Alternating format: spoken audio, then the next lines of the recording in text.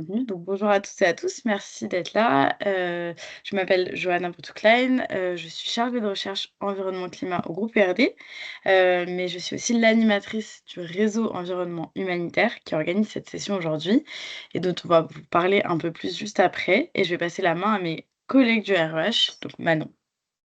Merci beaucoup. Bonjour à tous. Donc, je m'appelle Manon Grossière et je suis référente technique environnement et climat chez Solidarité Internationale. Bonjour à tous, moi c'est Pierre-Louis Bersion, donc je travaille chez Terre des Hommes Lausanne, et je suis un spécialiste eau, hygiène, assainissement. Et bonjour, moi je suis Alberto Cristapace, je travaille aussi pour Solidarité Internationale, mais comme référent technique au assainissement et hygiène.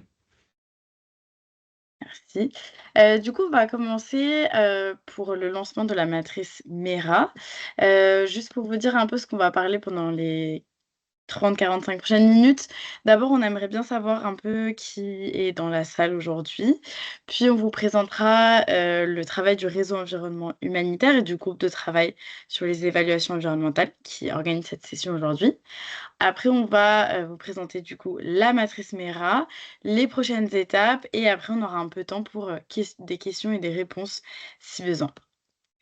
Donc tout d'abord, si les personnes qui sont là, vous pouvez vous connecter sur Slido, soit vous pouvez utiliser votre, téléphone portable et scanner le QR code sur l'écran, soit vous pouvez aller sur le site, de slido.com et mettre le numéro qui est, en haut enfin en bas à gauche pardon, pour vous connecter, juste pour vous nous dire, d'où vous vous connectez, dans le monde. Personnellement, moi, je suis à Paris. Je sais que Manon, Alberto et Pierre-Louis sont aussi à Paris.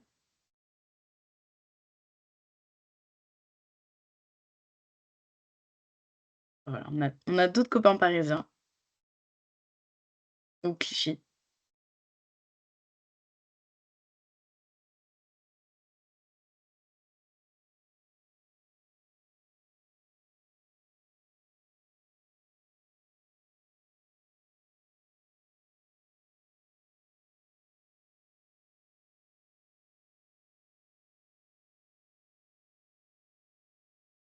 On a des gens qui viennent d'un peu partout, donc c'est cool. C'est juste un peu pour savoir après, où où vont les discussions, avec la Mera, nous ça nous intéresse de savoir ça. On a une autre question, si j'arrive à la lancer.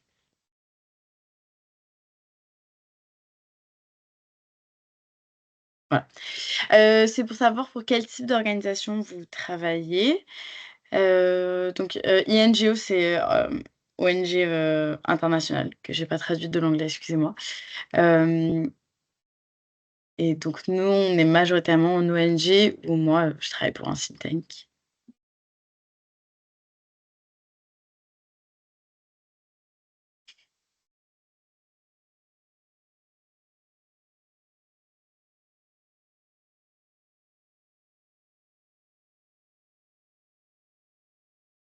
Juste aussi un mot pour dire que la session est enregistrée, du coup, vous pouvez la partager avec des personnes, après si besoin.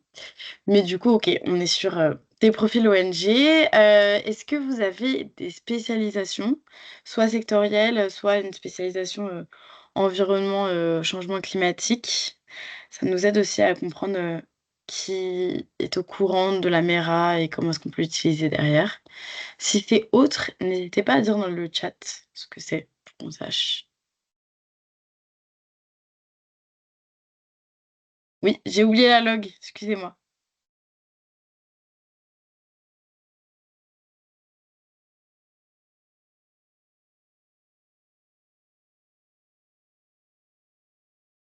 OK. Vu que s on a des WASH qui organisent cette session, ça m'étonne pas que vous ayez des copains WASH qui soient venus aussi. Et enfin, juste pour savoir, si vous êtes du coup plutôt, au niveau de project manager ou de référente technique. Du coup, désolée pour, les autres, c'est pareil, c'est pour savoir en fait qui va, pouvoir enfin qui va venir utiliser la matrice MERA derrière.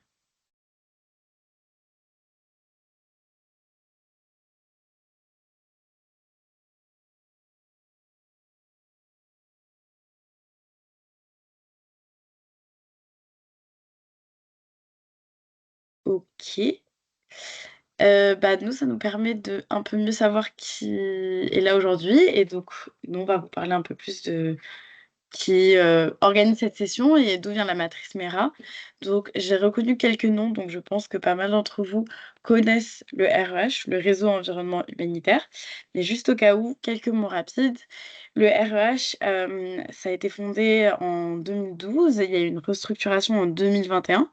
Et en fait, le REH, c'est un réseau de praticiens et de praticiennes des solidarités internationales francophones qui travaillent ensemble pour réduire l'empreinte environnementale de l'aide. On a plus de 300 membres, qui font partie du réseau, dont une trentaine, même une quarantaine aujourd'hui d'organisations qui sont membres et en fait, pour rendre ce travail opérationnel, on a 4 groupes de travail. Un sur la gestion des déchets, un sur, l'empreinte carbone, un sur les achats durables et enfin un sur les évaluations environnementales et c'est ce groupe de travail-là qui organise cette session aujourd'hui. Donc le groupe de travail, évaluation environnementale existe depuis 2021. Originalement, on travaillait beaucoup sur, l'outil NEED+, puis on a commencé à explorer d'autres outils comme, le CEDRIG ou le Environmental Stewardship Tool, EST. En fait, globalement, le but de ce groupe de travail, c'est d'aider ses membres et le reste du secteur à utiliser des évaluations environnementales. C'est pour ça qu'on a regardé, différents outils. On a notamment fait des tutoriels vidéo, sur l'utilisation du NID+, qui sont disponibles en anglais et en français sur la chaîne YouTube, du REH et on fait aussi, des retours écrits sur l'amélioration des outils, notamment sur le NID+. Donc ces rapports, sont disponibles et publics et on fait aussi partie du comité de pilotage, de l'outil NID+. Donc vraiment le but, du groupe de travail, c'est de tester, d'améliorer et de proposer du matériel pour, aider les membres, du réseau et du secteur en général à réaliser des évaluations, environnementales. Et c'est de là qu'est venu le besoin de la matrice MERA. On va en parler juste après. Juste pour savoir, si vous, dans vos organisations, vous utilisez, des outils d'évaluation d'analyse environnementale, pardon et juste après, si c'est le cas, on vous demandera lesquels. Heu, voilà.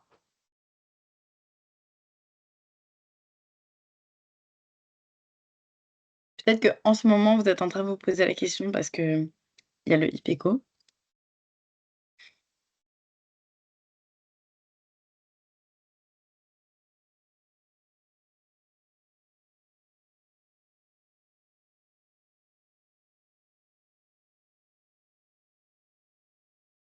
OK et du coup, pour ceux qui en utilisent ou ceux qui en utilisent pas, mais est-ce que vous avez entendu parler, de ces outils, de certains de ces outils ou est-ce que vous les utilisez? Donc c'est vraiment au sens large.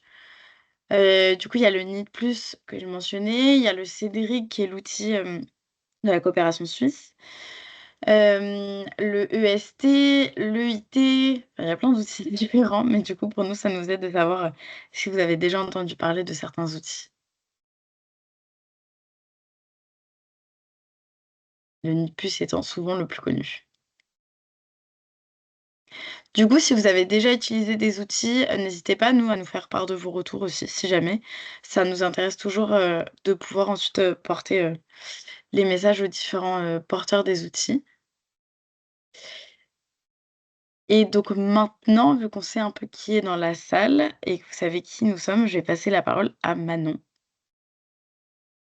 Merci bien. Et donc, comme l'expliquait Johanna, nous sommes un groupe de travail inter-ONG, donc le groupe de travail évaluation environnementale. Donc, depuis plusieurs années, on s'intéresse aux différents outils qui existent en termes d'évaluation environnementale. On a comparé ces outils existants. Chacun a des avantages et des inconvénients. Mais au global, notre analyse nous a amené à nous dire que pour le moment, aucun des outils existants n'est pleinement satisfaisant pour répondre aux besoins des équipes de terrain. Donc, comme la plupart d'entre vous, on vient de le voir, même la majorité d'entre vous largement, vous connaissez déjà le NID+, ou vous utilisez le NID+. C'est un outil qui est connu et reconnu de plus en plus dans le secteur, par les ONG, par les bailleurs.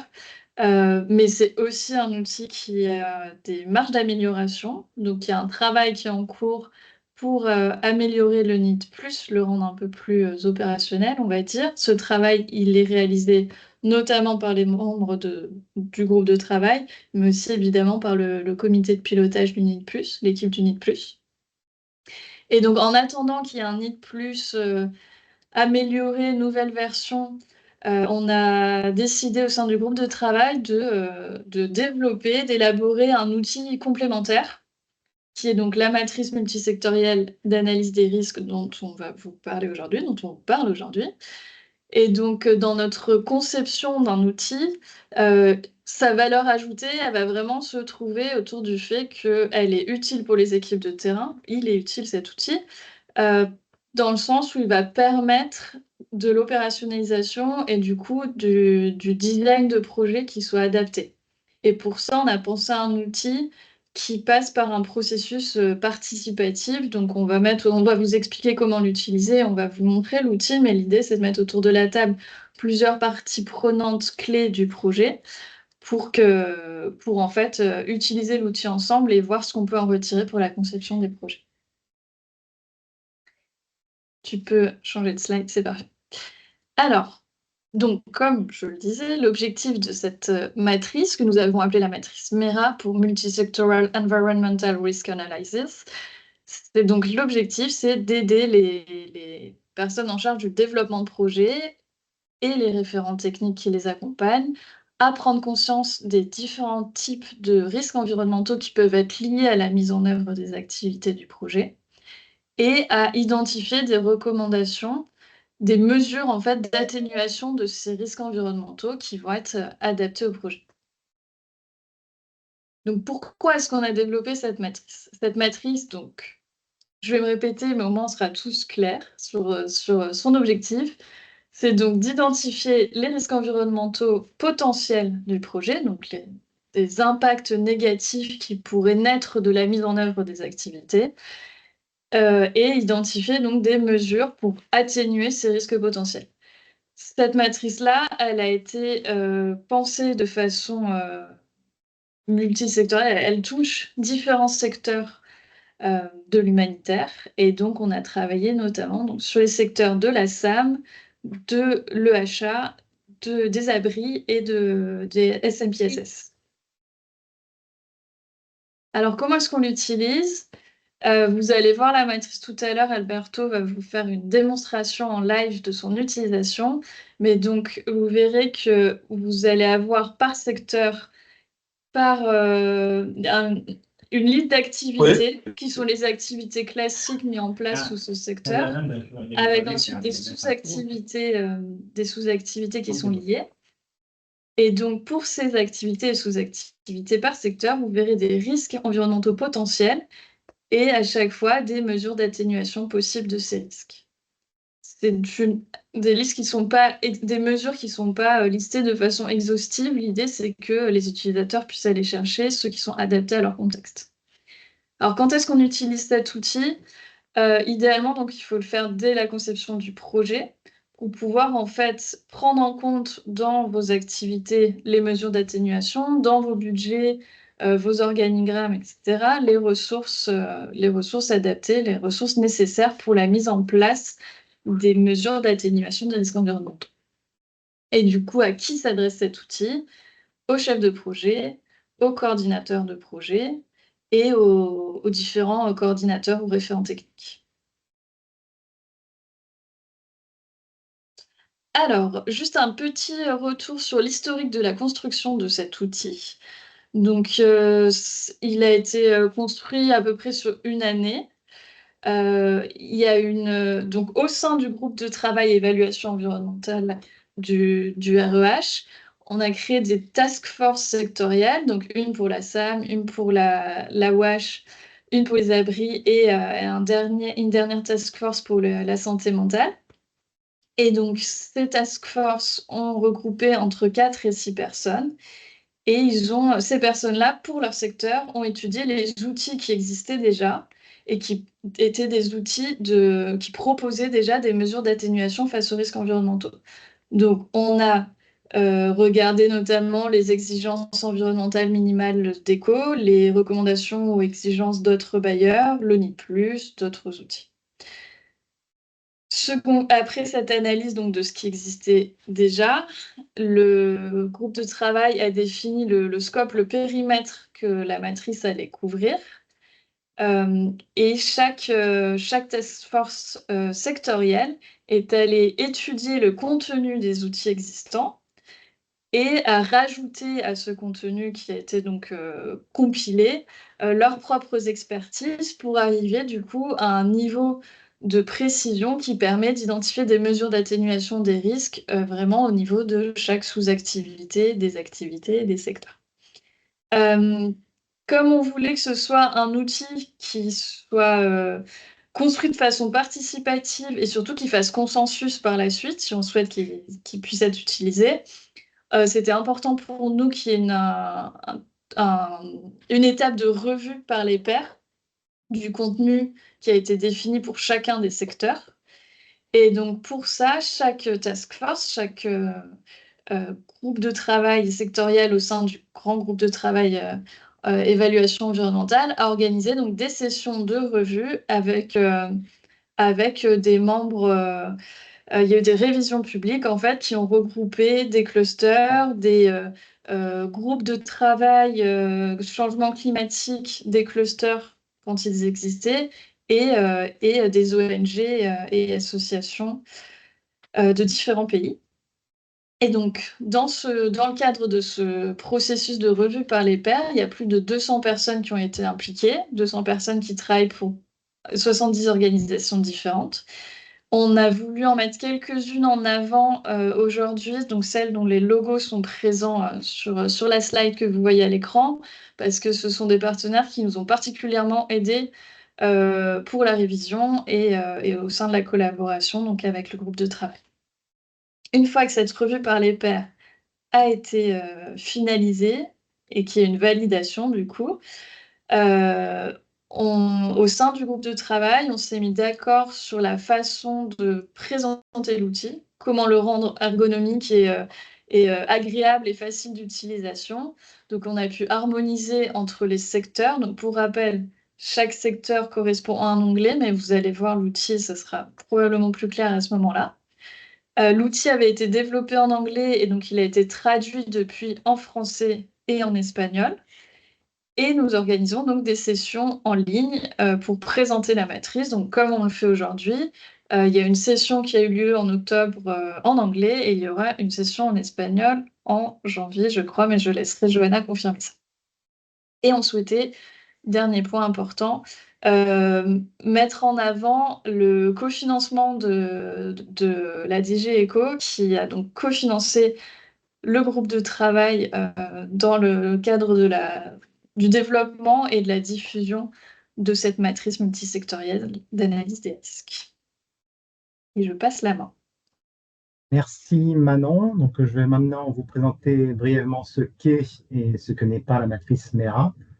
Alors d'abord, c'est très important de préciser que la MERA ne remplace aucun des outils d'analyse environnementale existants, que ce soit l'EST, le NIT+, ou le CEDRIG.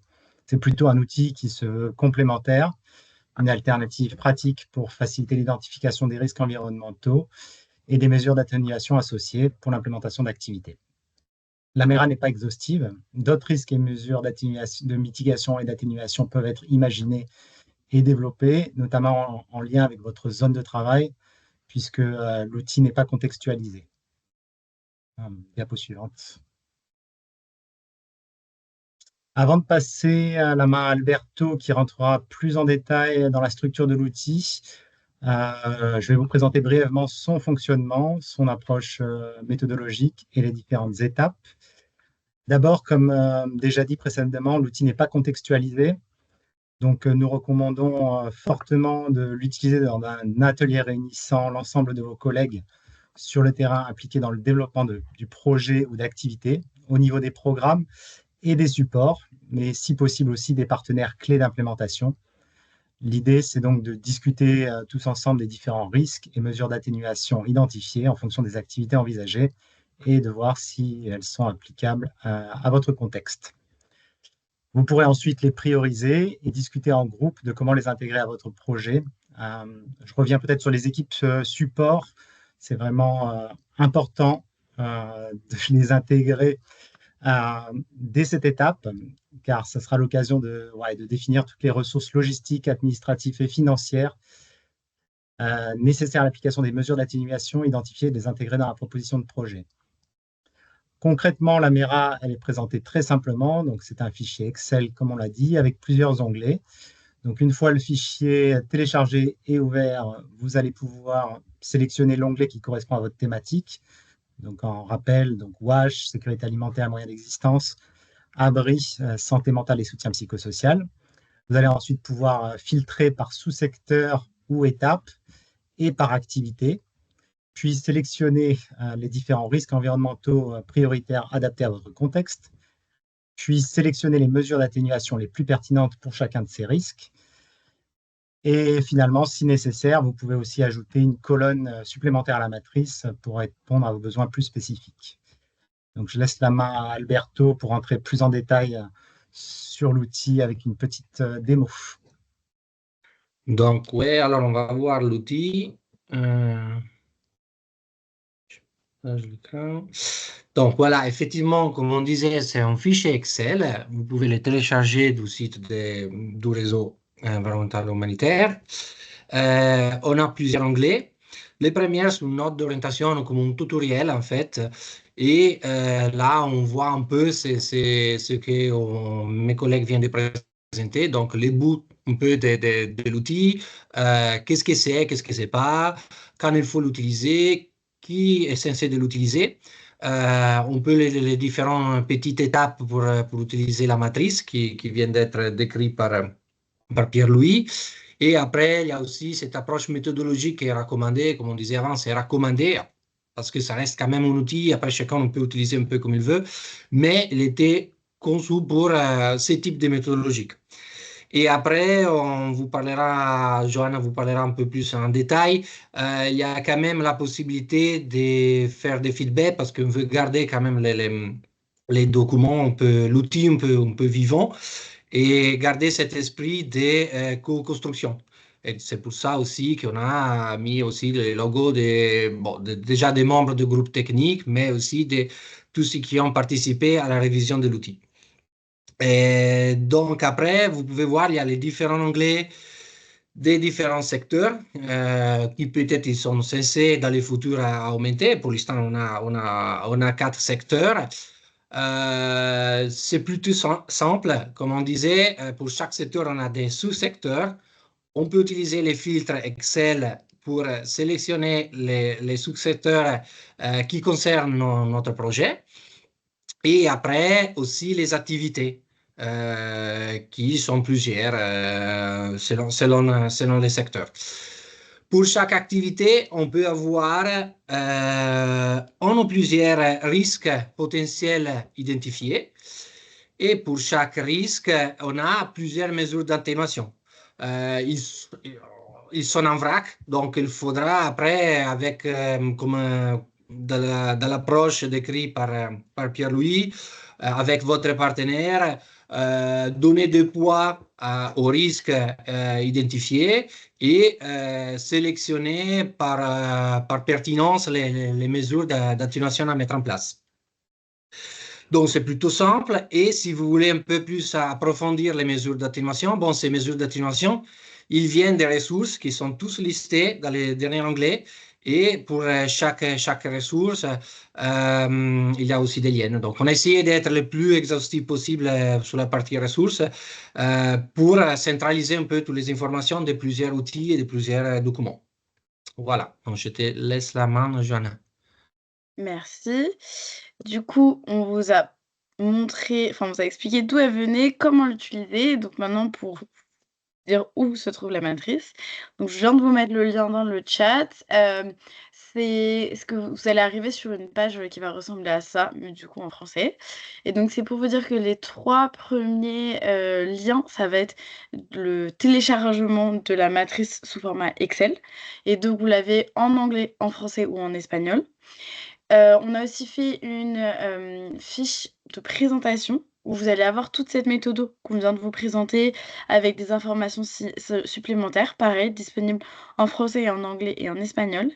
Et vous avez aussi la possibilité de nous faire des retours. Donc c'est ce qu'ont mentionné, Pierre-Louis, Alberto et Manon, c'est, quelque chose de collaboratif et donc on apprécie énormément les retours de chacun. Donc on a fait des formulaires, pareil en anglais, en français et en espagnol, où vous allez pouvoir faire, vos retours, ou vous pouvez aussi nous envoyer, un mail à l'adresse mail du GT que je vais vous partager, qui est aussi sur le site. Donc normalement, vous avez toutes les informations sur cette même page. Donc ça, c'était au cas où. Et pour vous dire les prochaines étapes de la matrice, donc elle est collaborative, vous pouvez vous faire nos retours. Pour vous dire qu'on est en train de travailler sur l'onglet santé et nutrition, qui du coup viendra, plus tard, dans l'année 2025, mais on est en train de travailler sur cet onglet-là. Et sinon, si vous avez d'autres retours à nous faire, vous pouvez utiliser les formulaires de retour ou nous faire un mail, nous contacter directement si vous pensez, qu'il y a, des grosses erreurs, s'il y a des petites erreurs. L'idée, c'est que vu que c'est un fichier Excel, on peut vraiment, venir le modifier. Vous-même, vous pouvez, le télécharger et l'adapter selon vos besoins, selon vos activités. C'est vraiment, le but d'avoir un fichier qui est, du coup, pas forcément le plus beau, mais il est très modifiable et c'est vraiment, l'objectif, derrière. Et si jamais vous souhaitez, vous impliquer sur, le développement d'un autre secteur, par exemple, n'hésitez pas à prendre contact avec nous. Et maintenant, c'est là où on ouvre, pour les questions. Si vous en avez, si vous avez des remarques, on est très heureux et heureuse de pouvoir répondre, à toutes questions si on n'a pas déjà mentionné, certaines choses, en ce qui concerne la matrice MERA. Donc n'hésitez pas, soit vous pouvez lever la main, soit vous pouvez mettre dans le chat.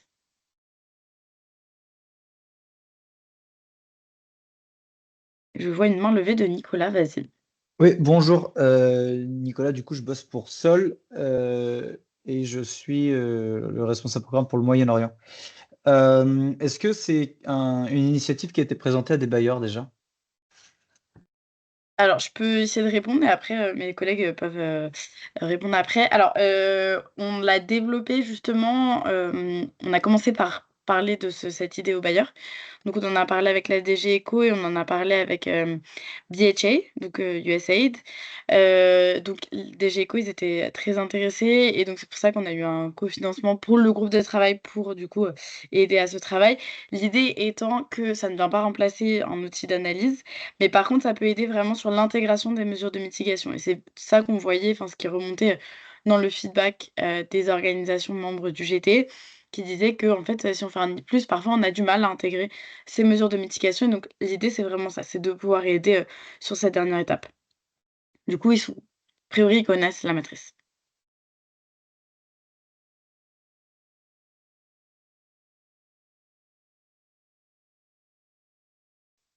Donc n'hésitez pas, vous pouvez lever la main ou mettre dans le chat.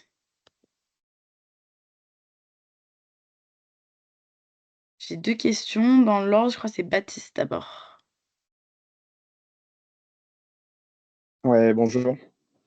Merci pour la présentation. Donc Baptiste, je suis le responsable du pôle WASH à Solidarité. J'avais juste une petite question, s'il y avait des réflexions. Alors, j'ai pas eu le temps de regarder l'outil en détail, hein, donc à prendre en considération par rapport à ma question, mais savoir s'il y avait une réflexion à mener sur les questions de coût des mesures de mitigation proposées. Et en fait, les contraintes de mise en œuvre, enfin voilà, d'aller un petit peu au-delà justement de juste proposer les mesures de mitigation, mais de voir ce que ça implique derrière. Merci. Est-ce qu'un de mes collègues veut répondre? Si tu veux, je peux essayer, ouais. Effectivement, il y avait certains secteurs, notamment la WASH, je pense, au début, on avait pensé d'identifier des ressources pour les mitigations, pas vraiment des coûts, mais plutôt les types de ressources qu'on avait besoin. Après, on s'est un peu rendu compte que, quand même, pour certaines mitigations, c'était très contextuel et donc on a un peu abandonné l'affaire. Peut-être on reverra sur ça. On a dit l'outil est quand même vivant, mais c'est un gros travail à faire, donc ce ne sera pas peut-être tout de suite. Et l'idée aussi, c'est encore une fois, vu que c'est un tableau Excel, en fait, ne pas hésiter à rajouter des colonnes pour, que ça vous aide vous dans votre analyse. Donc si, enfin si on peut tout à fait rajouter une colonne coupe que vous viendrez enfin que vous-même vous pouvez la rajouter et après venir la nourrir, derrière. Il y a une autre main levée. Pouvez-vous enlever votre micro et parler?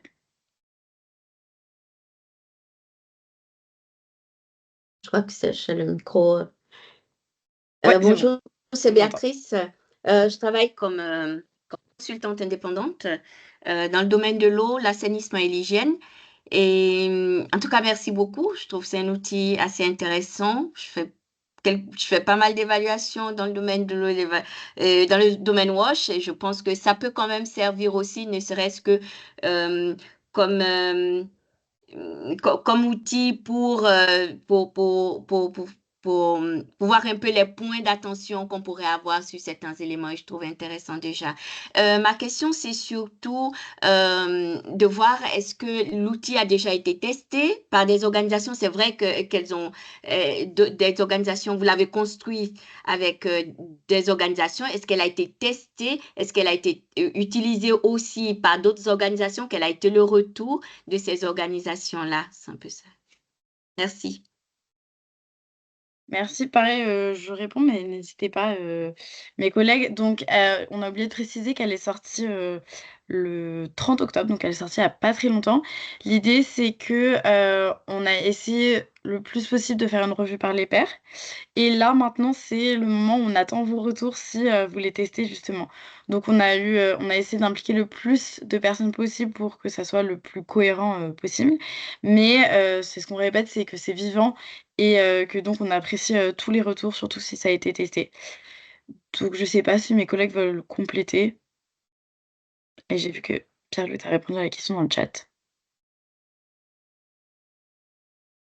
Et aussi, ça a été, développé sur la base, de retours qu'on a eus, à travers les années au niveau du GT sur donc les différents postes, les différents référents-référentes, qui ont eu des retours, de leurs équipes pour pouvoir construire.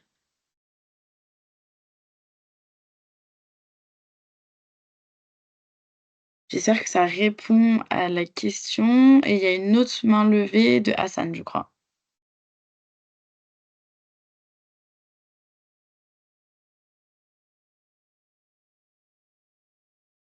Alors Hassan, je vois que votre micro est ouvert, mais on vous entend pas.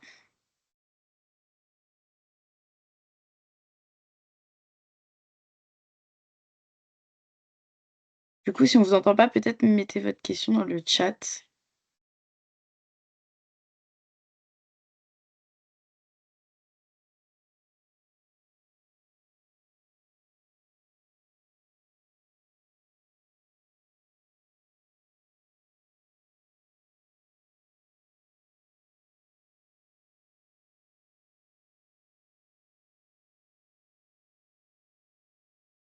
Alors je sais pas si on a d'autres questions. J'ai vu qu'il y avait des questions dans le chat qui ont été répondues.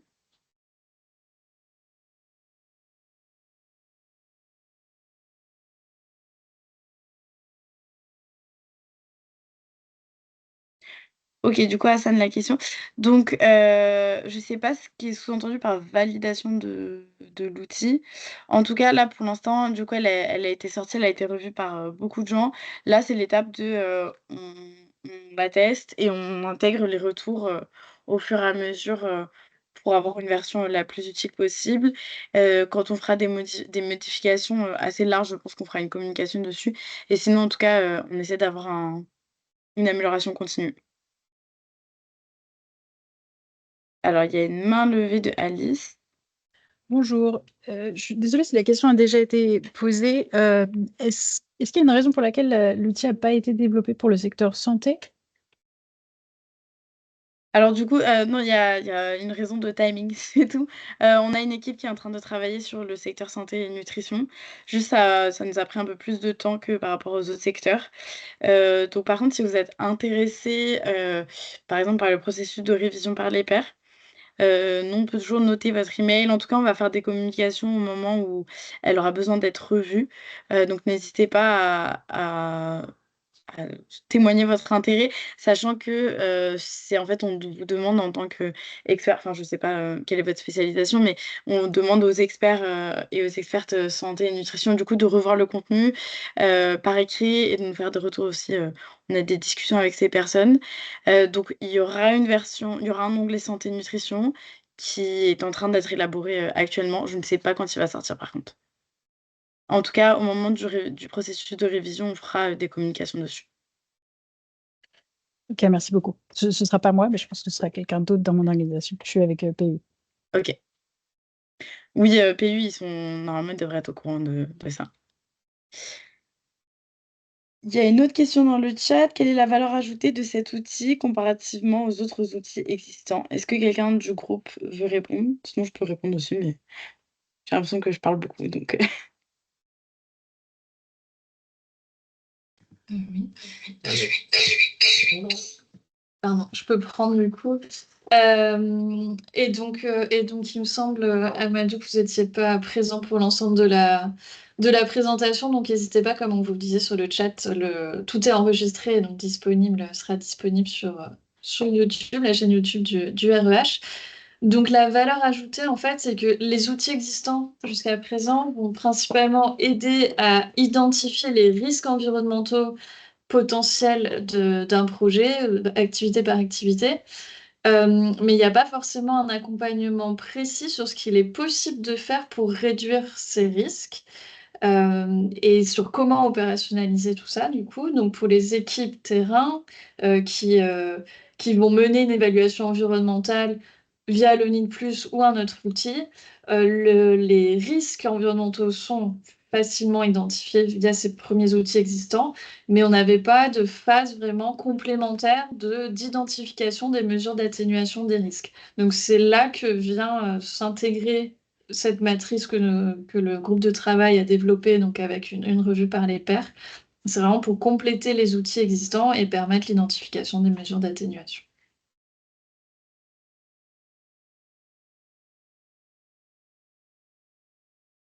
Merci Manon.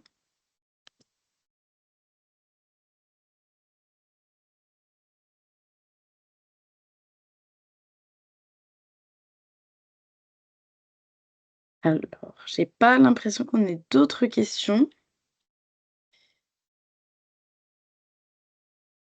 Donc je vais m'aventurer. Ah non, il y a une question. N'ayant pas vu un onglet de distribution, est-ce à dire pas d'impact sur l'environnement? Distribution, c'est compris dans quel sens? Je peux y aller peut-être sur Vas-y. celui-là, si tu veux. Je pense qu'il entend la distribution en termes d'activité. Les distributions sont intégrées en fait dans tous les secteurs, si on veut, dans la sécurité alimentaire, moyen d'existence, dans WASH, dans Shelter. Donc c'est transversal. Donc c'est bien intégré. Les problématiques d'impact environnementaux sont intégrées, mais au sein des différents secteurs.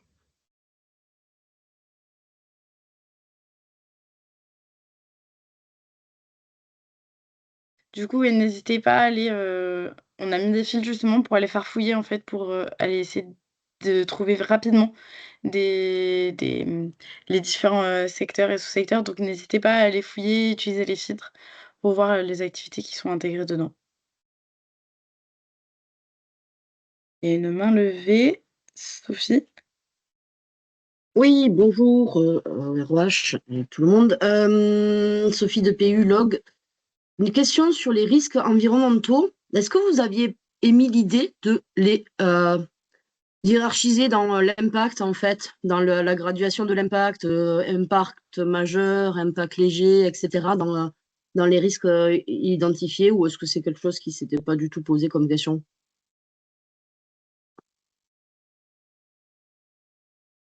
Je peux aller. Pardon, non, c'est posé la question à qui devait répondre, mais je peux aller, après les autres peuvent me compléter. Non, l'idée c'est que avec les informations qu'on a, c'est pas possible en fait. Il faudrait contextualiser et donc ça c'est à l'utilisateur en fait de contextualiser avec ses partenaires et donc identifier, donner un poids effectivement aux différents risques et après sélectionner les meilleures mitigations. Donc effectivement, c'est une limite de ces outils-là en tant qu'outil, mais si utilisé comme recommandé, c'est une fonctionnalité qui peut être ajoutée effectivement avec une contextualisation des différents risques et mitigations. Ok, ouais, merci, effectivement, c'est très contextuel, donc tu as raison. Ouais. Merci.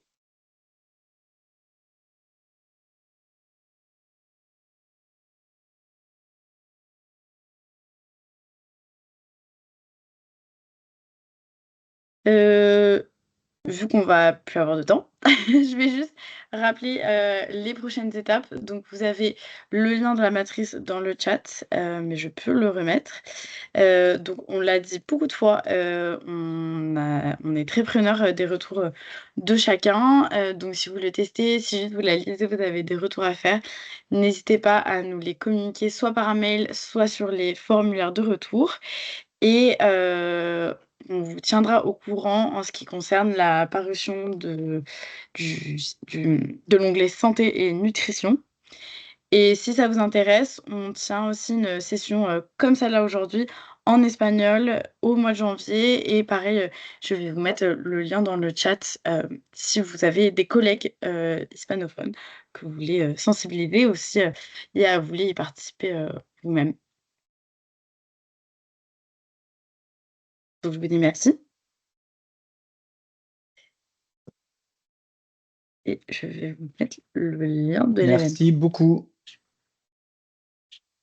Merci à vous. Merci pour votre présentation. À bientôt. Au revoir. Merci à tous. Bonne journée. À la prochaine. Merci, bonne journée. Merci. Au revoir, bonne journée. Merci, au Au revoir. revoir, merci bien. Voilà, merci. Merci beaucoup, au revoir.